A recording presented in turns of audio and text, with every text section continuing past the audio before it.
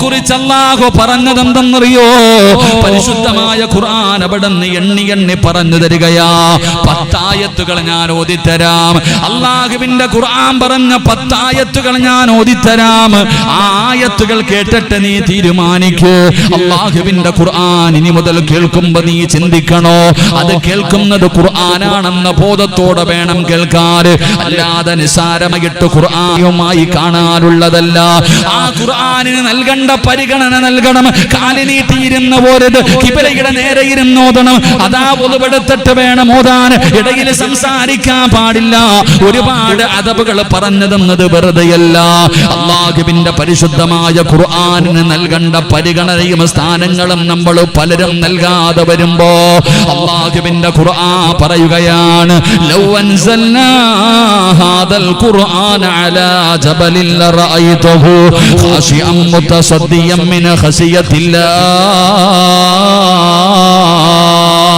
നമ്മുടെ കയ്യിലിരിക്കുന്ന പരിശുദ്ധമായ ഖുർആനെങ്ങാടും ഒരു പർവ്വതത്തിന്റെ മുകൾ തട്ടിലാണ് അല്ലാഹു ഇറക്കിയിരുന്നതെങ്കിൽ പേടിച്ച് വിറച്ചുകൊണ്ട് ആ പർവ്വതം പോലും പൊടിഞ്ഞു ധൂളികളായി പോകുമായിരുന്നു എന്ന് ഖുർആൻ എവിടെന്ന് പറയുമ്പോ ആ ഖുർആനാടോ നമ്മൾ നിസാരമായി തെള്ളുന്നത്? ഖുർആൻ ഇങ്ങനെ മൊബൈലിൽ ഓണാക്കി വെച്ചിട്ട് കളിയും തമാശകളുമായി നടക്കുന്നവർ, നിസാരമായി തെള്ളുന്നവർ, ഒന്നുമില്ലാതെ ഖുർആൻ എടുക്കുന്നവർ, അതിനെ പരിഗണിക്കാത്തവർ, ഓതിക്കൊണ്ടിരിക്കുന്നതിന്റെ ഇടയിൽ സംസാരിക്കുന്നവർ, നിങ്ങൾ അല്ലാഹുവിന്റെ കലാം വെച്ചിട്ട് കളിക്കുകയാ, അതിനെ നിങ്ങൾ നിസാരമായി തെള്ളുകയാണ്. അതുകൊണ്ടാണ് നിന്നെ കുറിച്ച് അല്ലാഹു പറയുകയാ, നീ ആരെന്നറിയുമോ? എന്റെ കലാം കേട്ടിട്ട്, എന്റെ പരിശുദ്ധമായ ഖുർആൻ കേട്ടിട്ട് അതിനവഗണിക്കുന്ന മനുഷ്യ, നീ ആരെന്നറിയുമോ? വമൻ അളിലമു മിമ്മൻ ദുക്കിറ ബിആയാതി റബ്ബി ഫഅറള അൻഹാ വനസിയ മാ ഖദ്ദമത് യദാ. അല്ലാഹുവിന്റെ പരിശുദ്ധമായ ഖുർആൻ കേട്ടിട്ട് അതിനെ പരിഗണിക്കാത്തവനെ നിന്നെ കുറിച്ച് അല്ലാഹു പറയുകയാണ്. ആരാണ് പറയുന്നതെന്നറിയുമോ? ഈ പ്രപഞ്ചം മുഴുവൻ വടക്കി ഭരിക്കുന്ന രാജാതിരാജനായ മലിക്കുൽ ജബ്ബാറായ സർവാധിനാഥനായ സർവാധിപരനായ ഈ ലോകം മുഴുവൻ വടക്കി ഭരിക്കുന്ന പടച്ച റബ്ബ് പറയുകയാ,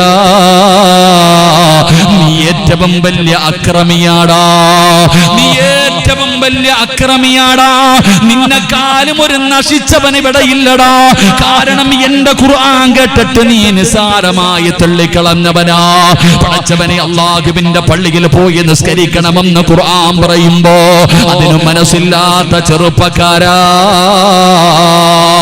5 നേരം അല്ലാഹുവിന്റെ പള്ളിയിൽ നിന്ന് ബാങ്ക് വിളിച്ചു കഴിഞ്ഞാൽ ആ പള്ളിയിൽ പോയി നമസ്കരിക്കണമെന്ന് പരിശുദ്ധമായ ഖുർആൻ പറയുകയാ. ആയത്തുകൾ ഉസ്താദന്മാര് ഓതി തന്നിട്ട് കേൾക്കാത്തവരുണ്ടല്ലോ.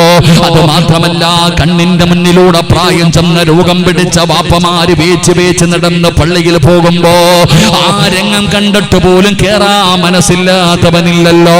അതാ റോഡിലൂടെ നടന്നു പോകുമ്പോ നിന്റെ കണ്ണിന്റെ മുന്നിൽ കൈയില്ലാത്തവന്, കാലില്ലാത്തവന്, ബുദ്ധിയില്ലാത്തവന്, വസ്ത്രമില്ലാത്തവന് എത്രയോ പാപങ്ങൾ അല്ലാഹു നിന്റെ കണ്ണിന്റെ മുന്നിൽ കാണിച്ചു തരുന്നു.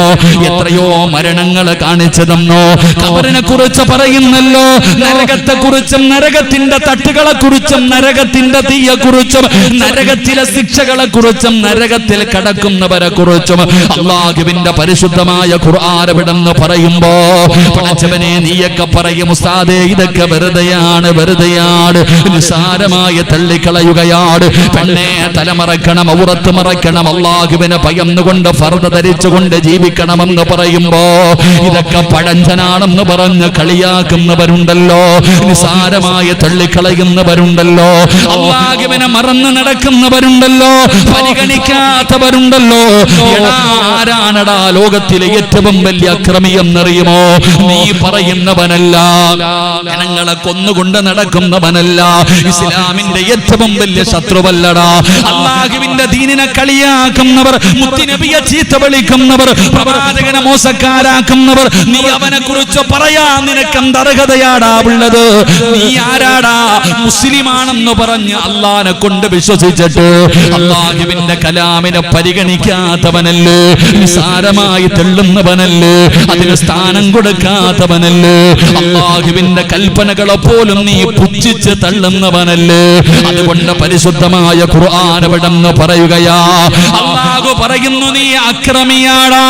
അള്ളാഹുവിന്റെ ഖുർആൻ കേട്ടിട്ട് നിസാരമാക്കുന്നവന്, അതിനെ പരിഗണിക്കാതെ നടക്കുന്നവന് അള്ളാഹു പറയുകയാ, അള്ളാഹു പറയുന്നു ഫഅറള അൻഹാ വനസിയ മാ ഖദ്ദമത് യദാ. നീ ഏറ്റവും വലിയ അക്രമിയാണെന്ന് അല്ലാഹുവിന്റെ ഖുർആൻ പറയുകയാ. നീയാണടാ ഏറ്റവും വലിയ അക്രമിയെന്ന് നീ ലോകത്തിന്റെ അധിപനപടെന്ന് നിന്നെ കുറിച്ച് പറയുകയാ. ഞാൻ വിശദീകരിക്കുന്നില്ല. രണ്ടാമതായിട്ട് അല്ലാഹു പറയുകയാണ്, പേടിക്കണം സഹോദരാ, ഭയപ്പെടണം ചെറുപ്പക്കാരാ. എന്റെ ശബ്ദം കേൾക്കുന്ന പെങ്ങളോട് പറയുകയാ, രണ്ടാമത്തെ ശിക്ഷ എന്തെന്നറിയോ? ഞാനും നിങ്ങളും വല്ലാതെ ഭയപ്പെടണം, ഞാനും നിങ്ങളും വല്ലാതെ ഭയപ്പെടണം. രണ്ടാമത്തെ ശിക്ഷ എന്തെന്നറിയുമോ? അല്ലാഹു പറയുകയാ, വഇൻ തദഊഹും ഇലൽ ഹുദാ ഫലൻ യഹ്തദൂ ഇദൻ അബദാ. അല്ലാഹുവിന്റെ പരിശുദ്ധമായ ഖുർആൻ എവിടെന്ന് രണ്ടാമതായി പറഞ്ഞു തരികയാ.